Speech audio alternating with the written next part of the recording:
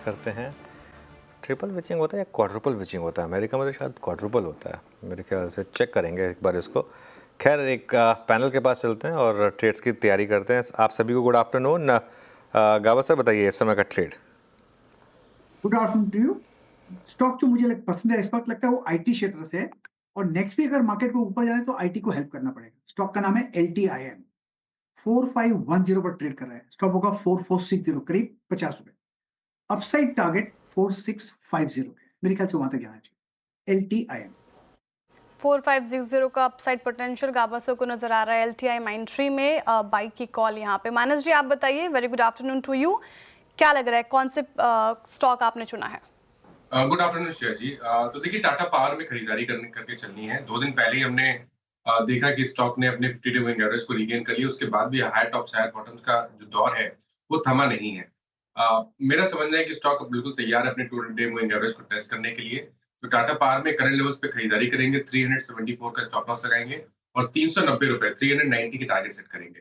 अगर चाहे तो 380 वाला कॉल ऑप्शन 4 रुपए पे ट्रेड हो रहा है, वहां पर 2 रुपए 50 पैसे के स्टॉप लॉस से खरीदारी की जा सकती है और 7.5 रुपए के टारगेट सेट किया जाए। ओके, चलिए, तो ये टाटा पावर पर एक व्यू। अमित सेठ के पास चलते हैं। अमित जी, गुड आफ्टरनून, आपकी ट्रेड। जी good afternoon Anuj ji, good afternoon Shreya ji and everybody on the panel. Anuj ji, इस समय की ट्रेड रहेगी Calcutta electric supply CSC। CSC का अगर स्ट्रक्चर देखें तो यहाँ पे एक बॉटमिंग फॉर्मेशन बना है, inverse head and shoulder pattern है। स्टॉक ने 10 और 20 डेमा में कंसोलिडेट किया था और उसके बाद 145 के आसपास ब्रेकआउट दिया है। आज के सत्र में हम देख रहे हैं कि 50 डेमा के ऊपर भी कंफर्टेबली पिछले 2 दिनों से ट्रेड कर रहा है। तो इसे एक छोटे स्टॉप लॉस लगभग 146 के स्टॉप लॉस के साथ बाय करें for targets of 157। Okay, CSC पुराने ज़माने में कहते थे, सो कैलकाटा इलेक्ट्रिक सप्लाई कंपनी। अभी तक अमित जी वही नाम यूज़ करते हैं। अमित जी, नाम चेंज होना चाहिए इसका भी, और KESC होना चाहिए, है ना? अनुज जी, जैसे BSC का नाम अभी तक नहीं हाँ, है, मुझे पता था। हाँ, BSC का नाम है या फिर क्या कहते हैं ना, पुराना वो ओल्ड सिटी चार्म इसके साथ जुड़ा हुआ नाम के साथ से नहीं, वो तो है। क्या बहुत लोग मानते हैं वो जो कैलकाटा बोलने का चार्म था वो एकदम बिल्कुल ओल्ड सिटी चार्म जो है। वैसे ही जैसे आपने बोला BSC है, बॉम्बे स्टॉक एक्सचेंज, चाहे चाहे IIT बॉम्बे है। ऐसे कई चीज़ें हैं जो अभी तक अपने पुराने नाम को रिटेन करके बैठे हैं। होपफुली वो ऐसा रहे, क्योंकि थोड़ा सा एक वो भी ज़रूरी होता है पुराने नाम को रिटेन करना। Sorry Shreya, next rate. हाँ जी, तो CSC पर खरीदारी की राय अमित जी की तरफ से। राजेश सातपुते जी, आप बताइए। Good afternoon to you as well. आपकी क्या पिक है? Good afternoon Shreya, good afternoon Jain, good afternoon everyone. Shreya, देखिए नजर जो है वो OMCs पे है, ऑयल मार्केटिंग कंपनीज पे, HP, BP, IOC। BPCL थोड़ा रेजिस्टेंस के आसपास है, इसलिए मैं HP को चुनूंगा, क्योंकि HPCL में एक फ्रेश ब्रेकआउट मिला है 50 DMA के ऊपर। 349 प्राइस है, 345 का 50 DMA है। तो हम बाय करेंगे विद स्टॉप लॉस 342। इसका जो नेक्स्ट टारगेट होगा वो रहेगा करीबन 365 टू 370 का। HPCL यहाँ पर बाइंग की एक व्यू रहेगा।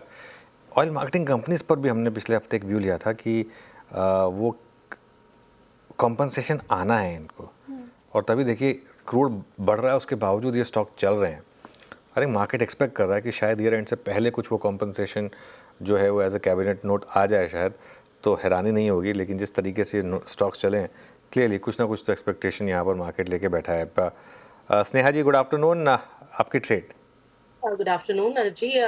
मेरे लिए I guess SBI life insurance, ये कंपनी अगर आप देखें तो इस हफ्ते नियरली 11% की अपमूव दिया है। काफी स्ट्रांग अपमूव है। एक अच्छा बेस फॉर्मेशन दिखाया अराउंड 1380 के आसपास, 1400 के जोन के आसपास। मेरा मानना है जिस तरह की ओवरऑल अपमूव है, ये रेजिस्टेंस जो एक है अराउंड 1550 के आसपास, ये काउंटर सरपास कर सकता है। तो आई वुड सजेस्ट कि यहाँ पे लॉन्ग करें with a stick stop loss around 1510। Upside में जो पोटेंशियल टारगेट रहेगा that will be around 1600। Live 3.25% की तेजी डे हाई पे कारोबार करता हुआ स्नेहा से जी की ये पिक आती हुई। राजेश अग्रवाल जी, वेरी गुड आफ्टरनून। बताइए, जिस तरीके से तेजी लगातार 5वें ट्रेडिंग सेशन में हमें देखने को मिल रही है, कौन से स्टॉक्स आपके रडार पर? गुड आफ्टरनून श्रेया जी, अनुज जी, बाकी भी जो पैनल में मित्रगण है, सबको नमस्कार।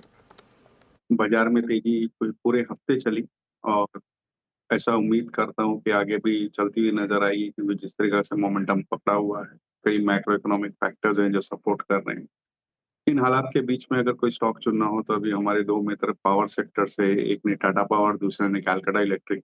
मैं वापस कैलकाटा इलेक्ट्रिक ही बोल रहा हूँ क्योंकि मैं भी कैलकाटा से ही हूँ, दिया है, तो मैं भी पावर सेक्टर के साथ ही एनटीपीसी के साथ जाना चाहूँगा। अगर आप देखो तो भारत की सबसे बड़ी पावर जनरेशन कंपनी है।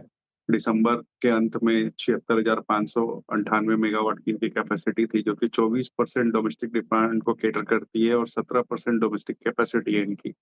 8 कोल ब्लॉक्स हैं और करीब 25 गीगावाट की पावर कैपेसिटी आगे आने वाले 3 सालों में ये लगाने की बात कर रहे हैं, जो कि 5 से 6 गीगावाट की कैपेसिटी तो हर साल ऐड होगी इसमें।